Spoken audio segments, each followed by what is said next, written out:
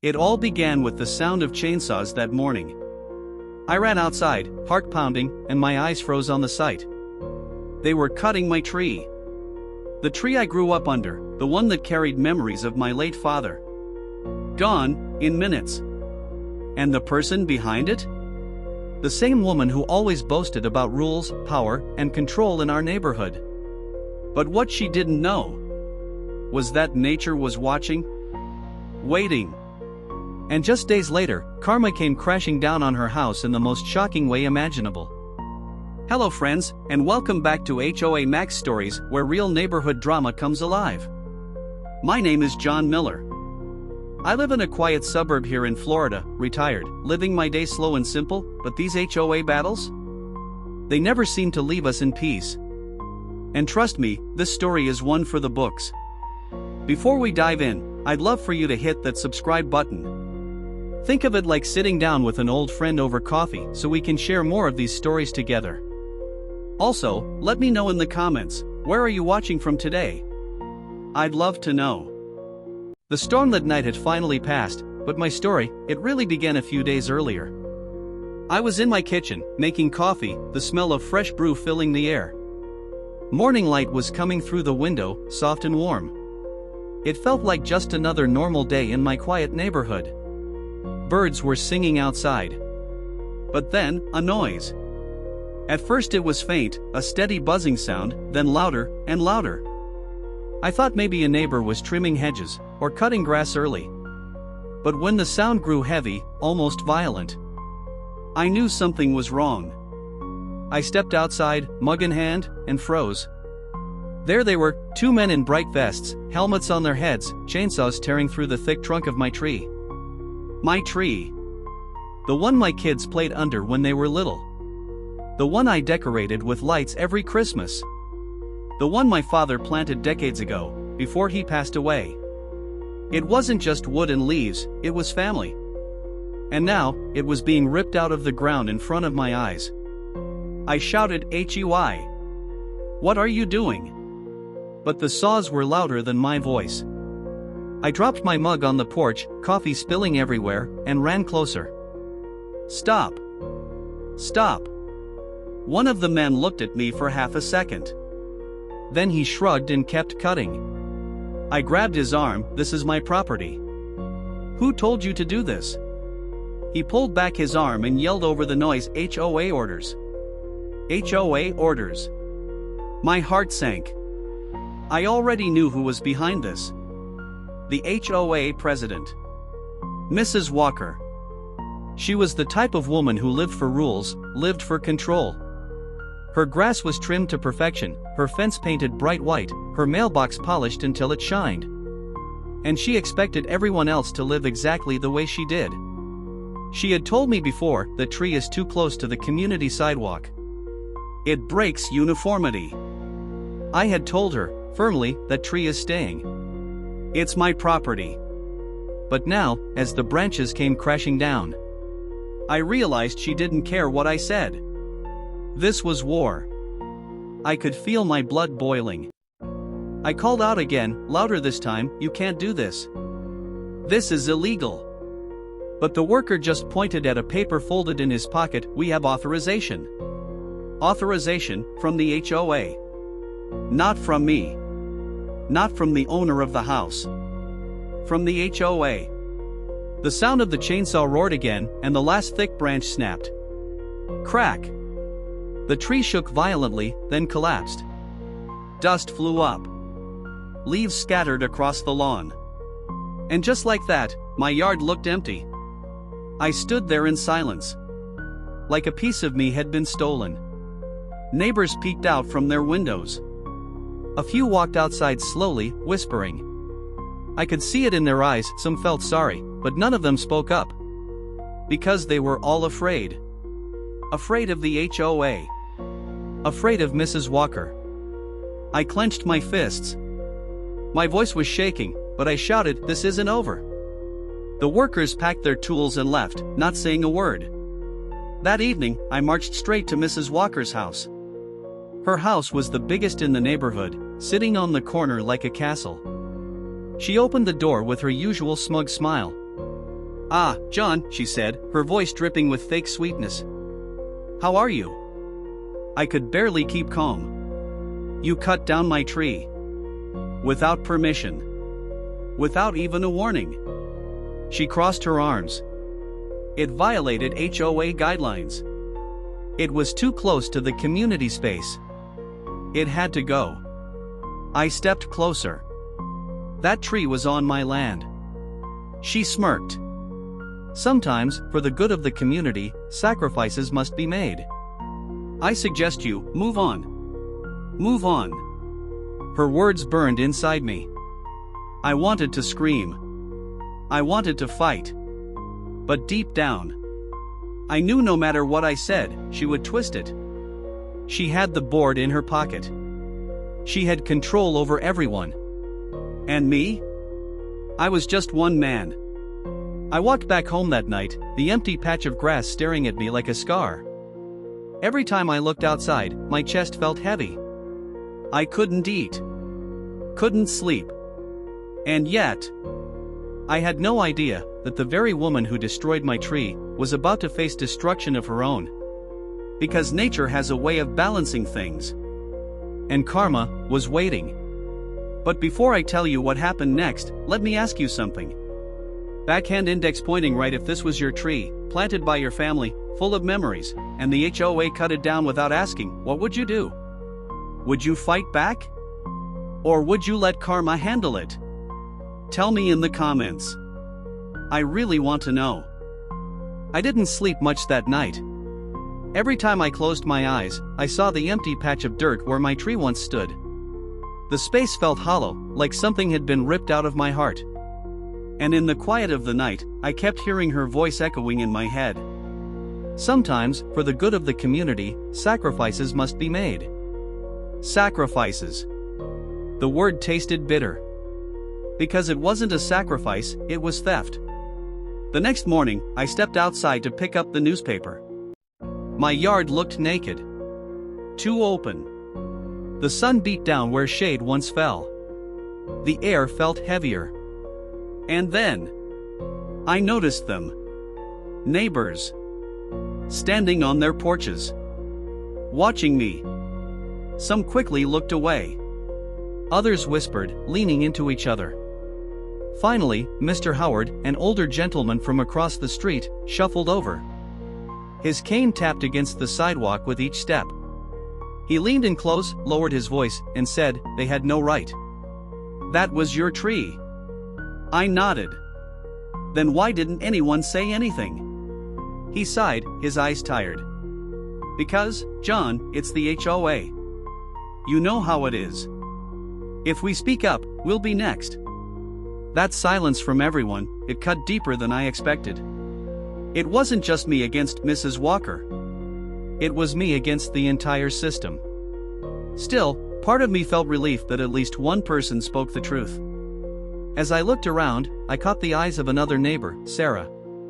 She quickly shook her head and mouthed the words, "Don't fight them." That warning sat heavy in my chest. But how could I not? Later that day, I drove past the HOA president's house. Her lawn was perfectly trimmed, her hedges shaped into neat squares, her driveway spotless. And there she was, standing with another board member, sipping iced tea like nothing had happened. She saw me drive by. She smiled. Waved, almost mockingly. I gripped the steering wheel so hard my knuckles turned white. I wanted to roll down the window and shout, but instead, I drove on. I knew she wanted me to explode. She wanted me to look like the angry, unreasonable neighbor. But I wouldn't give her that satisfaction. Not yet. As the day went on, I couldn't stop thinking about the tree. About the years it stood there, the shade it gave my children while they played tag in the yard, the mornings my father sat under it with his coffee before work. Those memories, they weren't hers to erase. By evening, word had spread through the neighborhood.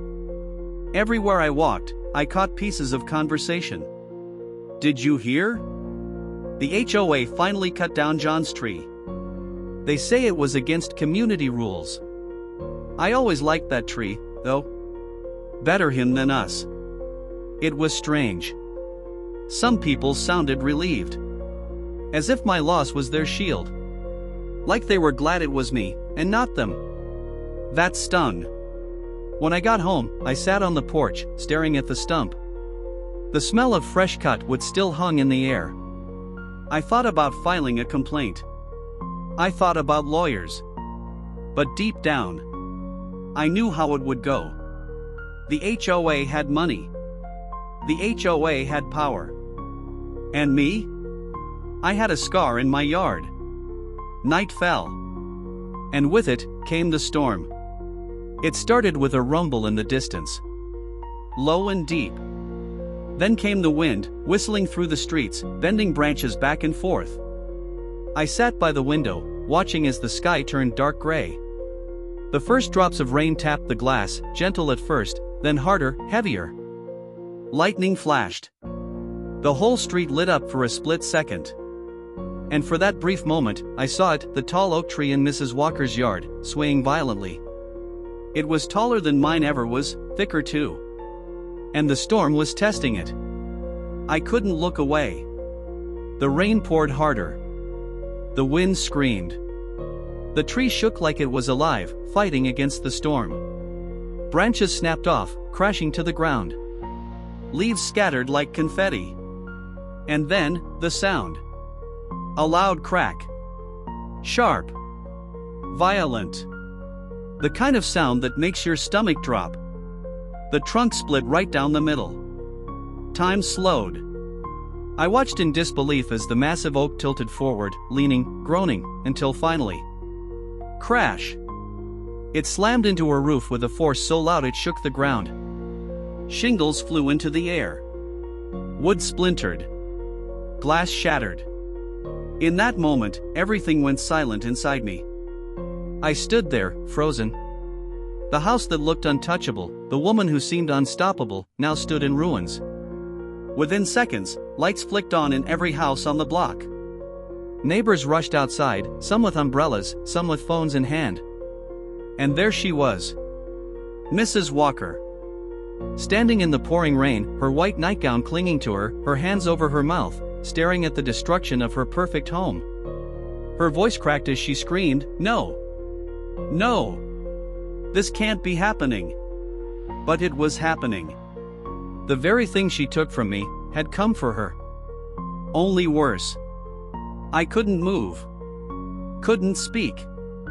I just stood at my window, watching as water poured into her living room, as her once perfect kingdom fell apart. Some neighbors tried to comfort her. Others just shook their heads. And me. I felt something I never thought I would. Not joy. Not pity. But a strange calm. Because for the first time in days, I didn't feel powerless. Karma had spoken. But I still wonder to this day. Backhand index pointing right, if you had been standing there, watching the very person who destroyed something you loved lose everything in return, would you have felt sorry for them? Or would you have thought they finally got what they deserved? Tell me honestly in the comments, because I'd love to know. The sound of the crash still rang in my ears long after the storm passed. Even when silence returned to the street, I could still feel it, that deep rumble that shook the ground when her tree came down. The next morning, I stepped outside. The storm had left puddles across the pavement, the air thick with the smell of wet earth and broken wood. My shoes splashed in the water as I walked to the end of the driveway. And there it was. Her house. The once perfect roof now broken open like a cracked egg. Tarps flapping in the wind where emergency crews had tried to cover the hole. Shattered windows glistening in the morning sun. A giant tree lying across the lawn like a fallen giant. Neighbors were already gathered. Some taking pictures, some whispering in small groups. I could hear pieces of their conversations float through the air. Can you believe it? Karma, that's karma. She took his tree, and then hers fell. I didn't say a word. I just stood there, hands in my pockets, staring at the scene. And then, she came out. Mrs. Walker. Her hair was a mess, her face pale from the sleepless night. She stood on the porch, arms crossed, trying to look strong. But her eyes told the truth, she was broken. For the first time, she wasn't the queen of the neighborhood. She was just another homeowner, standing in front of a ruined house. And strangely, the neighbors didn't rush to defend her. They didn't stand by her side. They didn't comfort her the way they used to. They only watched. It was as if the whole community had been waiting for this moment. The whispers grew louder. One woman muttered, "Serves her right." Another said, "Now she knows how it feels." I couldn't help it. I felt a flicker of satisfaction. Because for years, she ruled us like we were pawns in her little kingdom. Every letter she sent, every fine she threatened, every rule she barked, it was always about power. And now, the power was gone. But I kept my face calm. No smile. No smirk. Just silence. Later that day, a group of board members gathered at her house. I saw them from across the street, pacing, talking in circles, pointing at the tree and the broken roof. They looked nervous. For the first time, I saw cracks in their confidence. Because this wasn't just about her house. This was about what people were saying. The word karma was spreading faster than the storm itself. And deep down, I think the board knew that once people started believing in karma, fear of the HOA would never feel the same again. That evening, as the sun dipped low, I sat on my porch. The air was cool, quiet. And then I saw him again, old Mr. Howard, cane in hand. He walked slowly toward me, nodding. He lowered himself into the chair beside me and sighed. "You know, John, I've lived here for 40 years. And I've never seen anything like this." I looked at him. "You mean the storm?" He shook his head. "No. I mean the way the neighborhood's looking at her now. They don't fear her anymore. They pity her. And that's worse for her than losing the house." I leaned back, thinking about his words. He was right. Fear kept her strong. But pity made her small. And once people saw her as small, they'd never see her as powerful again. That night, as I lay in bed, I thought about it over and over. Part of me felt justice had been served. But another part of me wondered, was it enough? Because my tree was gone forever. Her house could be rebuilt. And yet, the memory of that crash, the look on her face, it was something no amount of money or repairs could erase. The next morning, the sound of hammers echoed from her property. Crews were already at work, chopping up the fallen tree, boarding up broken windows. I watched from my porch as she stood there, arms folded, barking orders at the workers. She was trying to regain control, trying to put on her old face of authority. But the neighbors weren't fooled. They didn't look at her the same way anymore. I could see it in their eyes.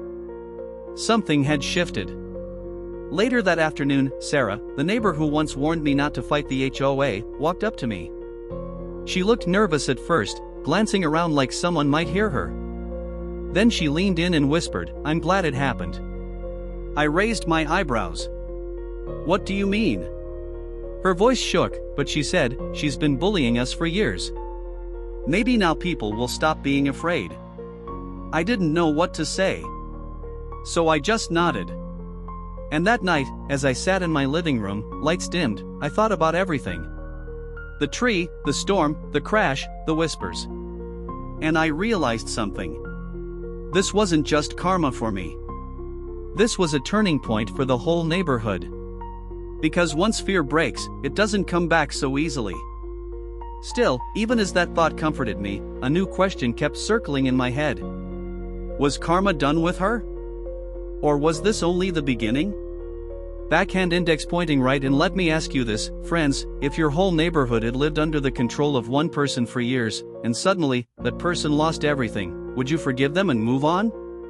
Or would you believe they deserved to suffer even more? Tell me honestly down in the comments. I'm curious what you would feel. The days that followed felt different. The storm had passed, the wreckage was being cleaned up, and yet, something still hung heavy in the air. It wasn't just broken wood or fallen shingles. It was the sound of whispers, carried from porch to porch, from neighbor to neighbor. And all those whispers had her name in them. I could hear them when I walked down the street.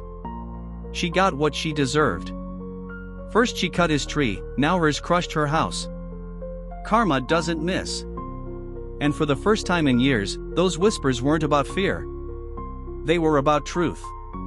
But the board wasn't ready to let go of control. 3 days after the storm, they called an emergency meeting. A flyer was stuffed into every mailbox. Community gathering HOA updates, it read. When I saw it, I laughed under my breath. Updates? We all knew what it really meant. Damage control. That evening, the community center was packed. People sat in rows, arms folded, eyes sharp. It didn't feel like a friendly neighborhood chat, it felt like a courtroom. And there she was. Mrs. Walker.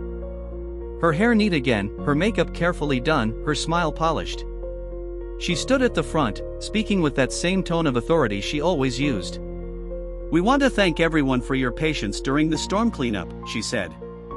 As you know, the recent weather has caused damage to multiple properties. We as the HOA are here to protect this neighborhood, to keep it safe and beautiful. That is our duty. Her voice was steady, but I saw it, that small flicker in her eyes. She knew she had lost something.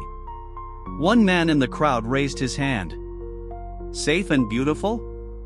You cut down John's tree before the storm even came. You didn't protect his property. You destroyed it. Murmurs swept through the room. She froze for a second, then forced a smile. The tree was against HOA regulations. It was a matter of community standards. But this time, the crowd didn't nod along. They didn't clap. They didn't back her up. Instead, more voices rose. A woman shouted, "And what about your tree? Was it against regulations when it crushed your roof?" Laughter broke out in the back row. Her face tightened. I sat there, arms crossed, saying nothing. I didn't need to. The neighbors were doing what I had always wished they'd do, question her. The meeting went on, but the more she spoke, the less power her words carried. She tried to threaten fines, to remind people of rules, but the storm had shaken more than her roof. It had shaken her authority. When the meeting ended, neighbors gathered outside in little groups. Some came up to me, patting my back, whispering things like, "Guess karma works fast." I smiled politely, but inside, I was still burning. Because yes, her house was damaged. Yes, her pride was wounded. But my tree was gone forever. The next morning, I sat on my porch sipping coffee, staring at the empty patch of ground again. And that's when I noticed something new. A small boy, maybe 8 years old, was standing by the stump. He touched the rough surface with his little hand and said softly, "I like this tree." His mother rushed over, pulling him away. She glanced at me nervously and whispered, "Sorry." But her words stayed in my mind. It wasn't just my tree. It had meant something to the neighborhood too. Shade in summer, color in fall, a piece of home for everyone. And now, everyone could see what had been taken. Later that day, as I walked to the mailbox, Sarah caught up to me. Her eyes looked brighter than before, almost defiant. "You know," she said quietly, "people are talking about you now." "Me?" I asked. She nodded. "They think you should run for the board." I stopped in my tracks. "Run? For HOA board?" She smiled faintly. "Why not? Everyone's tired of her. And after what happened, well, you have more support than you think." I laughed under my breath. I never wanted power. I just wanted peace. But her words planted a seed. That night, lying in bed, I thought about it. Me, on the board. The very thing I hated, the very group that tore my tree from the ground. And yet, maybe that was the only way to stop them. Maybe that was the only way to make sure this never happened again.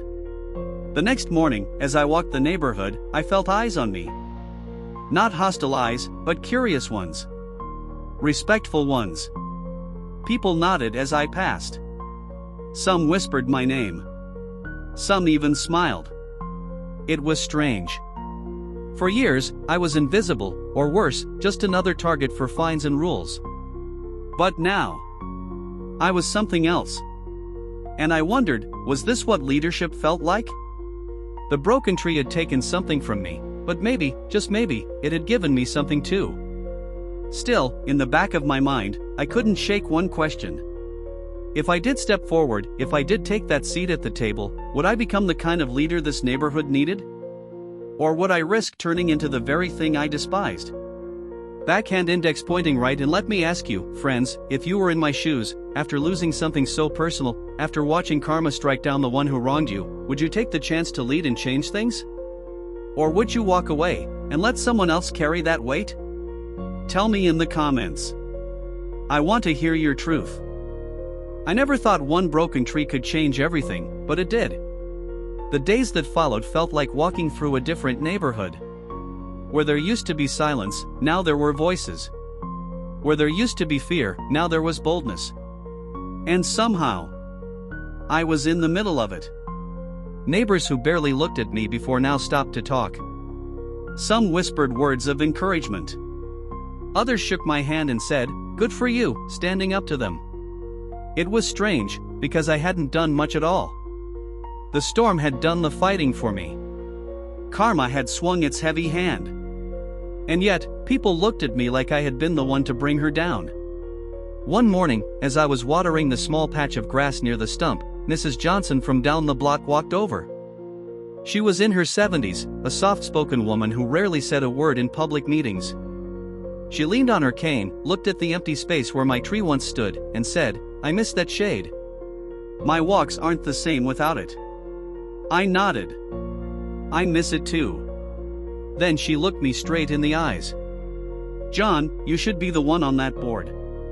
Not her. Not people like her. Someone who knows what it feels like to lose." Her words stuck with me.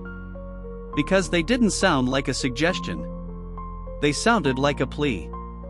But even as neighbors began to rally around me, she didn't back down. Mrs. Walker. Her house was still half covered in tarps, the smell of wet wood and mildew seeping into the air. Workers came and went daily, carrying out debris, hauling in supplies. And yet, every time she stepped outside, she held her head high, pretending nothing had changed. She still barked at the landscapers, still scolded children for riding bikes too close to her lawn, still walked past me with that same smug smile.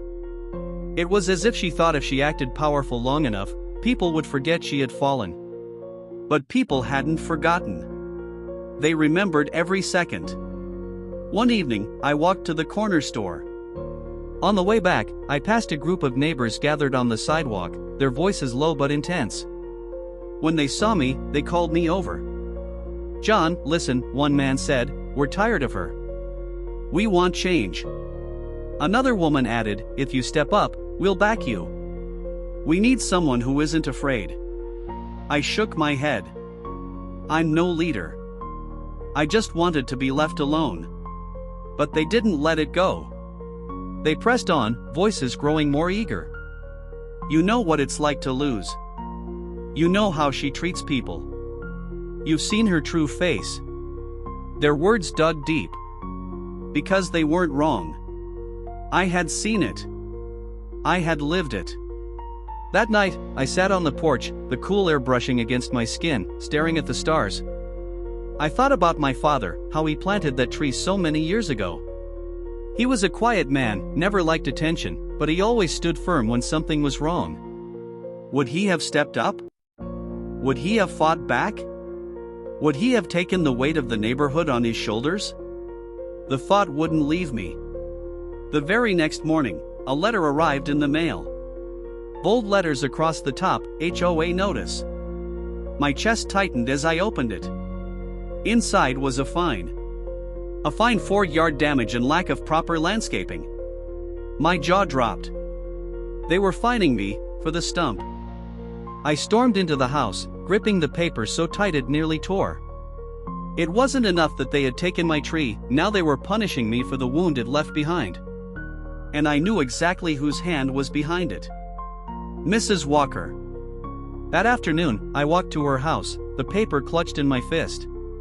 She was outside, giving instructions to a contractor, her voice sharp as ever. I didn't wait for her to finish. I held up the letter. "You sent this?" She turned, her lips curling into that cold smile. "The rules are the rules, John. Your yard is damaged. It doesn't meet community standards." I laughed bitterly. "Damaged? You cut down the tree that caused the damage." Her smile didn't fade. "Then maybe you should have taken better care of it. Maybe you should have followed the rules." I could feel the heat rising in my chest. For a moment, I wanted to yell, to let the anger spill out. But instead, I smiled. Because I realized something. The more she tried to hurt me now, the weaker she looked to everyone else. Neighbors stood nearby, pretending to check their mail or water their lawns, but I could feel their eyes on us. They saw her for what she was, not a leader, not a protector, but a bully, grasping at straws. I folded the paper slowly, slipped it into my pocket, and said calmly, "You can send all the fines you want. But the neighborhood sees you now." Her face twitched. Just for a second. And I knew. I had struck the nerve she didn't want anyone to touch. As I walked away, I heard whispers again. But this time, they weren't whispers of fear. They were whispers of support. And deep down, I knew the tide had shifted. Not because of me alone, but because people were finally seeing the truth. Still, one thought haunted me as I closed my door that night. If I didn't step up soon, would she find a way to crush me again? Or was it already too late?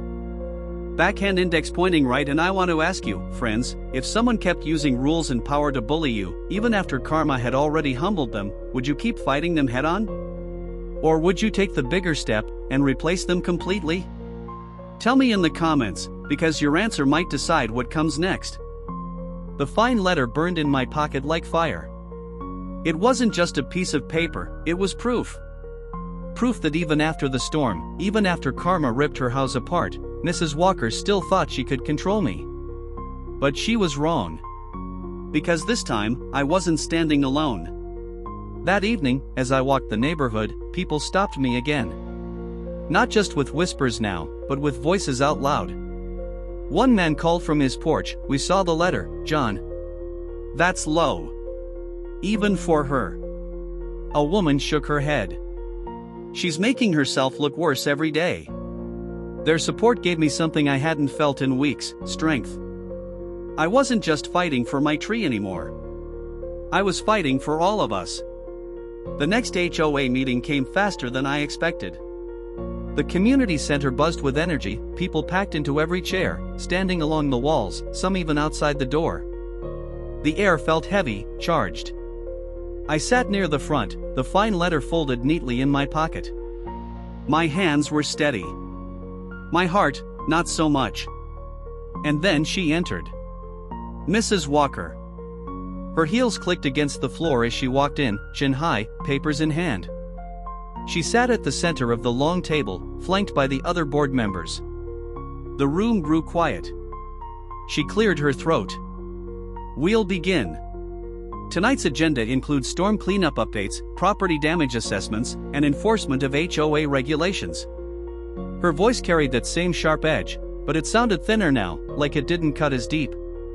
She went down the list, talking about repairs, budgets, landscaping rules. But no one was listening. I could see it in their eyes.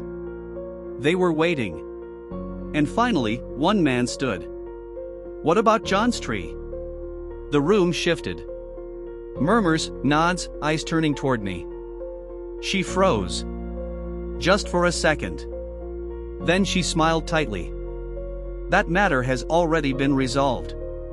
The tree was removed in accordance with regulations." I stood slowly. Pulled the fine letter from my pocket. My voice steady, but loud enough for all to hear. "And what about this? You cut down my tree without permission, and now you fine me for the damage you caused?" Gasps spread through the room. Her face tightened, but she forced a smile. The fine is not personal. It is standard procedure.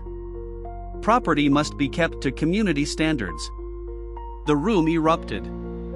Voices rose. People shouted from the back. Ridiculous. He shouldn't be fined for what you did. This isn't leadership, this is bullying. For the first time, she couldn't talk over them. Her words drowned in the noise of the crowd. And then, Sarah stood. Her voice was firm, louder than I'd ever heard it. We're tired of this. You've pushed us too far. You don't represent us anymore. The room went silent. Every eye turned toward her, then toward me. And in that silence, something shifted. A man from the back called out, "John should lead. He knows what it feels like to lose. He knows what it means to be one of us." Voices rose again, this time not in chaos, but in agreement. "John. Yeah, John for the board. We need change." I felt the weight of every eye on me. My heart pounded so loud I could hear it in my ears. I hadn't asked for this. I hadn't planned it. But somehow, the moment had chosen me. I looked around the room at neighbors who once hid behind curtains, now standing tall, voices strong. At faces that once showed fear, now glowing with courage. And I realized, this wasn't about me anymore. This was about all of us. I turned to her. Mrs. Walker. Her face pale, her smile gone, her hands gripping the table like she was holding on to the last piece of power she had left. I said calmly, "This community deserves better. We deserve respect. We deserve leaders who care about people, not power." The room erupted again. This time, cheers. Her voice tried to cut through order. "I demand order." But no one listened. The noise rose, louder and louder, until it drowned her out completely. In that moment, she wasn't in control anymore. The people were. That night, as I walked home under the streetlights, I thought about everything. How one tree, one storm, one act of arrogance had flipped the entire neighborhood upside down. How silence had turned into whispers. And whispers had turned into voices. And voices had become a roar. I thought about the stump still sitting in my yard. And I realized, maybe that stump wasn't just a scar. Maybe it was a reminder. A reminder that when something is cut down, something else can grow in its place. And maybe, just maybe, something new was about to grow in me too. But a question lingered in my heart. Was I ready to carry that weight? Was I ready to become the very thing I had fought against? Backhand index pointing right, and I want to ask you, my friends, if an entire community suddenly turned to you for leadership, after years of being silent and afraid, would you accept that responsibility? Or would you walk away, and let someone else take the fight? Tell me honestly in the comments, because I'd love to hear your answer. The night after that meeting, I couldn't sleep. Every word, every shout, every cheer, it echoed inside me. For years, she had ruled this place with fear. And in one night, that fear had cracked wide open.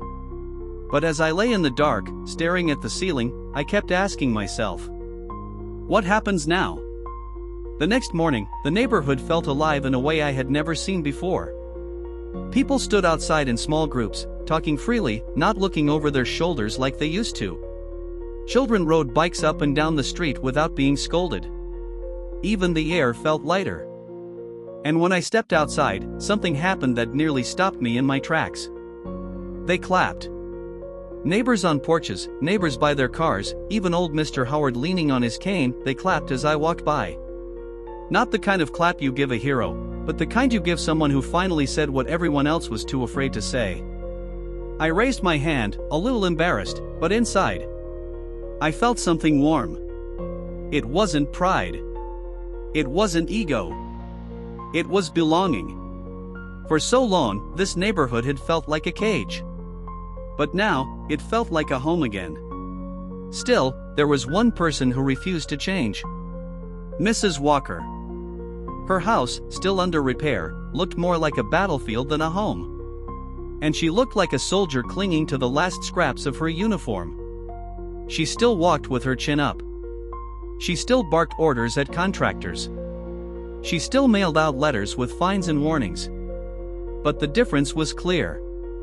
No one listened. No one feared her anymore. The very thing she built her power on, control, was gone. One afternoon, I saw her standing in her driveway, arms crossed, glaring at me as I watered the grass near the stump. For a moment, I thought she might walk over, might start another fight. But she didn't. She just turned and walked back inside. And for the first time, I realized she wasn't my enemy anymore. She was just a woman, broken by the very rules she tried to use against us. Weeks passed. The board called another meeting. But this one was different. The flyers didn't come from her. They came from the community. And when we gathered, the room was full again, not with anger this time, but with purpose. They voted. They voted her out. No shouting. No drama. Just raised hands, one after another. And in that moment, her reign was over. Then came the second vote. My name was called. At first, I shook my head. I never wanted. But the voices cut me off. Yes, John. We need you. You're the only one we trust. I looked around that room. At Sarah. At Mr. Howard. At the boy who once touched the stump and said he liked my tree. At faces that no longer looked afraid. And I knew this wasn't about me wanting power. It was about me protecting what we had finally found. I raised my hand slowly. If you want me, I'll do it. But not as her. Not as a ruler. As a neighbor. As a friend. The room erupted in cheers. That night, walking home under the stars, I felt something I hadn't felt in years. Peace. Not because the battle was won. Not because I had power. But because I knew we had taken back our voices. The stump in my yard still sits there today. The grass hasn't grown over it yet. And maybe it never will. But every time I look at it, I don't just see what I lost. I see what we gained. That tree may be gone. But it gave us something stronger than shade. It gave us unity.